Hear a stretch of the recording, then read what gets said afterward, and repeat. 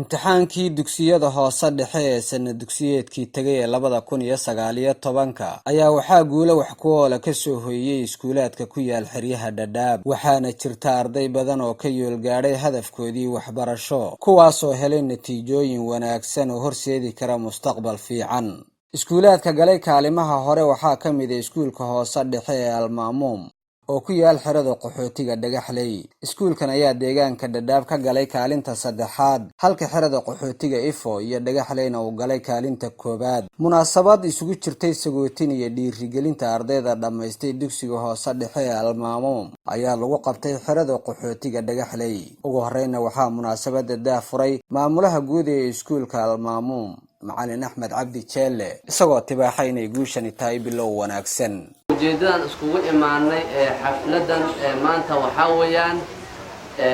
ardayda sideedka hadda oo suubay imtixaanka inoogu dambeeyay oo KCPE-daheed inay keeneen natiijo wanaagsan natiijadaas oo haddana alxamdulillah sidii la rabay in kasta aysan ahayn laakiinse markaad fiiriso iskuullada bareefadaha ayagoo sida ahayeen haddana waxay ka galeen kaalintii saddexaad Dadaab sub county markii dhanka loo eego xagga qaxootiyada Dadaab iyo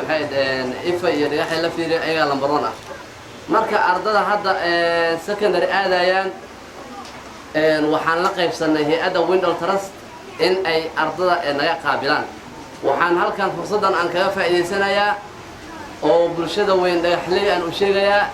in aan furi rabno hadduu Ilaahay yiraahdo qayb gooni ah oo la yiraahdo baby 1 baby 2 ilmaha naasiriga ah oo waligood iskuulka aan la geynin meel gooni lagu xanaaneeyo oo looga warqabo macallimiinta yeesan loo keeno ay halkaas 6 bilood hore cunugaas oo wax ku qori karo oo ku akhrin karo Dadaab waxa ismaal iskuul fara badan waxa kamid ah Liboya Deera Mustafa Bulan Amri Ifo Dhagaxley iskuuladan waxa wastagaan Dadaab wastagaan xagar dheer aan wastagaan qaabka marka dhanka markii la fiiriyo Almaamuum integrated wuxuu kaga jiraa Dadaab dhan markii la fiiriyo Dadaab region dhan markii la fiiriyo wuxuu kaga jiraa number 2 Dhagaxley Ifo iskuulada ku yaalan oo primary-ga practice-ka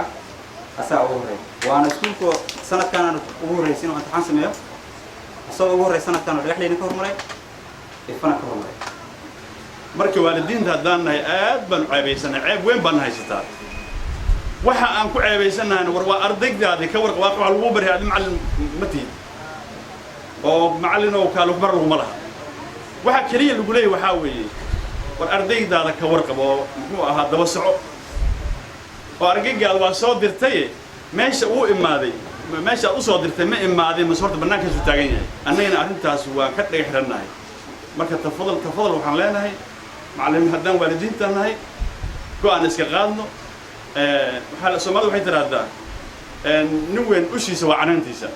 haddii lagu canaanto uu kuma dhinno. dhanka kalena madaxa waxbarashada hay'adda Window Trust Jibriil Isaaq oo kamid ahaa marti sharaftii ka qayb gashay munaasabada iskuulka Almaamuum ayaa isna ka marakacay natiijada wanaagsan ee uu helay iskuulkani. Almaamuum integrated iskuulkii aad ay u baasay wuxuu soo galay numberka saddexaad in Dadaab region and Garissa region marka aad u faraxsan yahay waxaan ku dhiirigelin lahay maamulayaasha